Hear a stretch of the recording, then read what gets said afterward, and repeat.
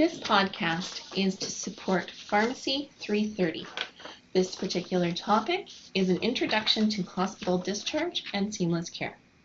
This is part 1, and we will be focusing on the discharge counseling piece as well as preparation for the patient's discharge. My name is Alex Charlton, and I am the Pharmacy Clinical Practice Leader at Rocky View Hospital in Calgary, and I will be leading you through this session.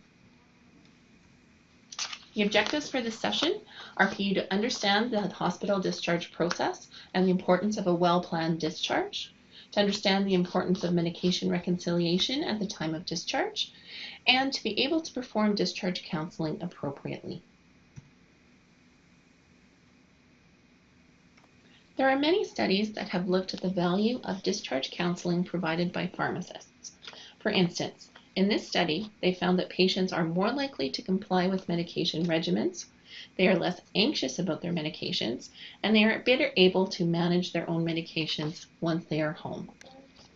One of the biggest problems facing hospitals is readmission of patients shortly after they have been discharged. Two major causes of this are medication noncompliance or adverse drug events. A popular theory is that if patients' medications are reviewed and a patient is counseled by pharmacists on discharge, this will decrease the readmission rate. Results of these studies have been variable, but what has been consistently shown is that pharmacist intervention at discharge decreases medication errors and decreases adverse drug events. In this first study, pharmacist intervention at discharge decreased medication discrepancies by 27.1%, but they did not decrease ER visits within the next 72 hours, nor did they alter the 14 or 30-day readmission rates. Schnipper et al. In 2006 showed that pharmacist medication review, patient counseling, and telephone follow-up were associated with a lower rate of preventable ADAs 30 days after hospital discharge. In most areas of the hospital, pharmacist services are in high demand but in short supply, so patients need to be prioritized. The patients who fall into the categories on this slide are at highest risk of non-adherence and thus adverse drug events once they are discharged. Factors increasing the risk for non-adherence include poor cognition, forgetfulness, and various levels of dementia, low health literacy. Although they may not know much about healthcare and medications, they may be otherwise intelligent. If they have had increased dosages, if they have a large number of medications, if they have had a chronic disease for an extended period of time, the elderly who live independently, patients who have experienced a number of side effects or side effects that are quite severe, if they have vision loss or an inability to read, if they are in hospital for a medication-related admission, if they have greater than one pharmacy that they use, poor communication skills of the prescriber. So if the physician that is looking after them isn't able to convey the information to the patient, or they don't have a good rapport. High drug costs. If the patient can't afford the medication, then they're not going to be able to take it. If they have coexisting depression, if they have a low income, or if they have not seen a physician in the previous 6 months. There are a lot of steps to discharging the patient. It is a complicated process, and it involves the entire team. A well-organized discharge equals a successful patient discharge. It is important that the patient's discharge medication list is complete and accurate. Medication reconciliation on discharge is important. Before the patient leaves, you need to review the prescription or the discharge medication list against the best possible medication history that was completed on admission. You need to make sure that all medication changes or exclusions are accounted for in the discharge prescription. If they are not, you need to clarify any unresolved issues and ensure that the final prescription is accurate. Once the final discharge medication list is complete, you should review it again and make sure that patients are able to access the medications outside of hospital. This review should include reviewing for the necessary paperwork that needs to be done, This is generally things like special authorization forms for Blue Cross, as many of your patients will be seniors, but there's often other paperwork that might need to be completed as well. Special access to Health Canada, or there are patient programs that patients sometimes need to be enrolled in. We also need to know if the pharmacy has the required drugs. If they are expensive medications or uncommon medications, then we need to find out if the pharmacy can get them and when, and make sure we provide an interim supply. We also need to make sure that the patient can afford the drugs. Do they have coverage? If they don't have coverage, then we need to find other ways to get the medication for them, or we need to find an alternative before they leave. If they can't afford it, then they won't take it. We also need to identify if the patient needs anything for monitoring. So home care support.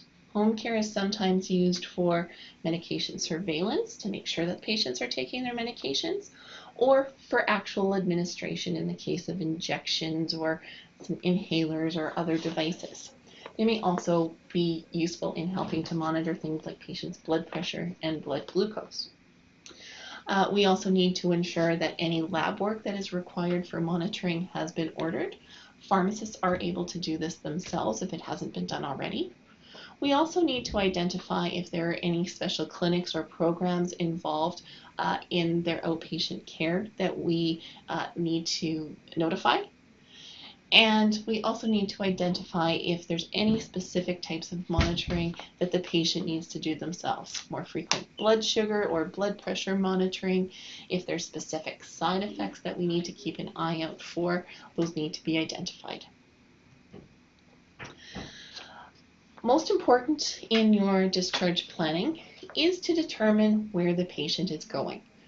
Often, this is not the same as where they were before they came into hospital. There are lots of places that the patient may need to go. Unfortunately, a hospital admission, especially a long hospital admission, may alter the patient's ability to be cared for or to manage in their previous setting. They may go to things like a transition unit for rehabilitation. They may need to go to an assisted living site, a lodge, long-term care, a hospice. The level of discharge information that you need to provide, or the discharge follow-up that needs to be done, is different depending where they are going. Patients who are going home and have very little other supports, they will need the most information and the most support from pharmacy. It is important to prepare written information to back up whatever verbal information that you are providing to the patient. A medication list or schedule is the most common item that is provided.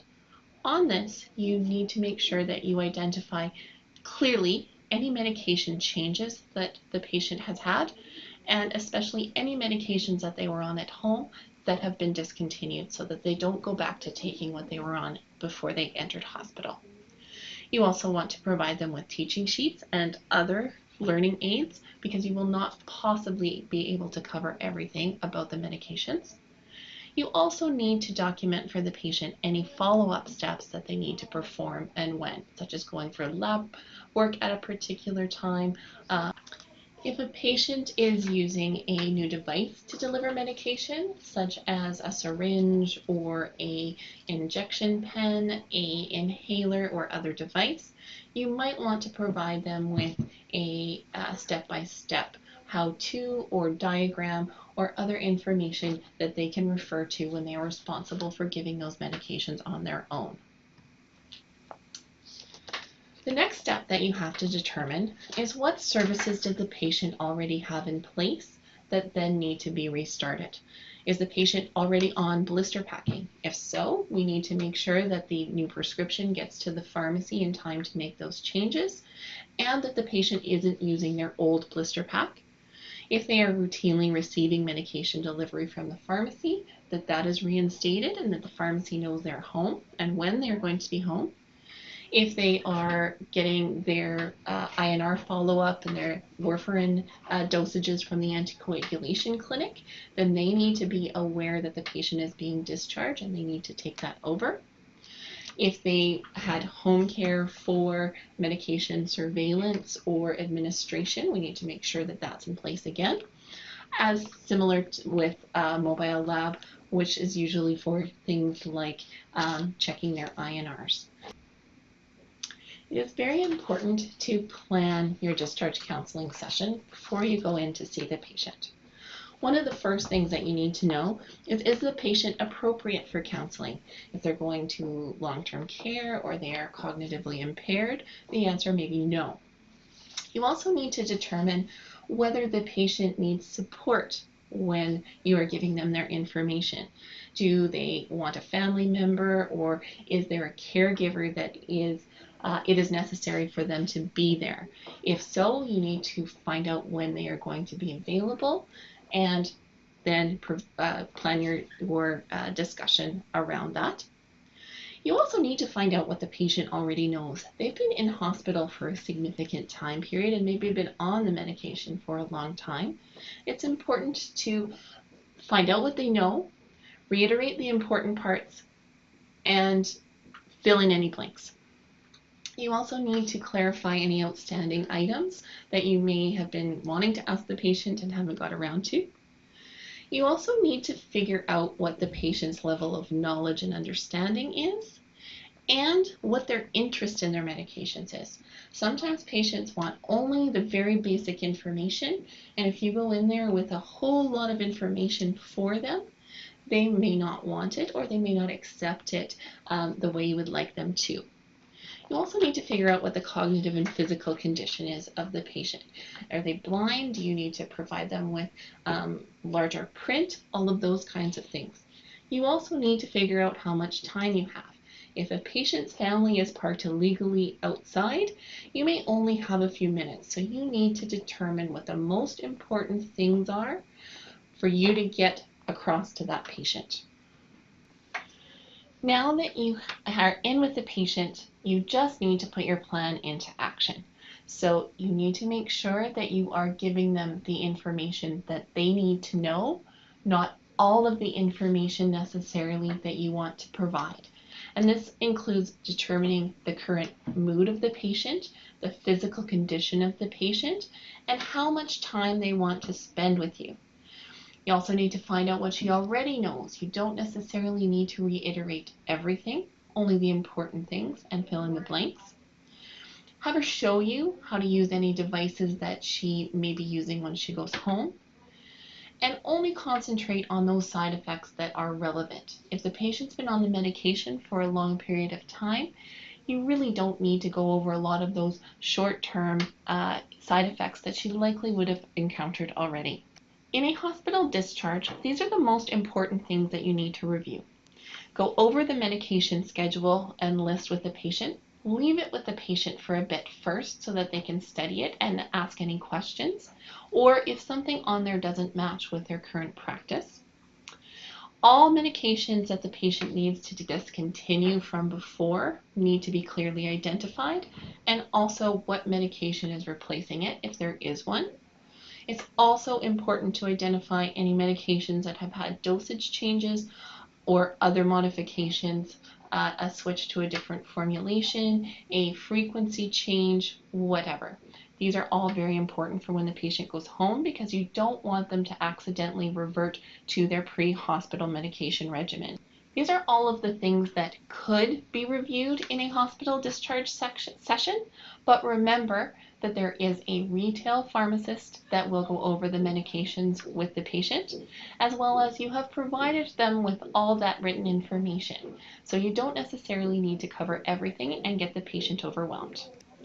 As a final step, just make sure that you perform a compliance check.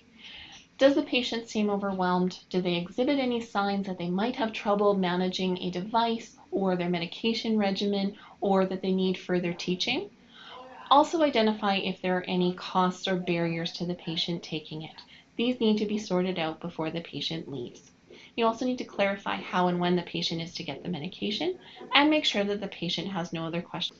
Not all patients can take charge of their own medications, and this sets up the importance of passing on information to other caregivers. That will be covered in our next section.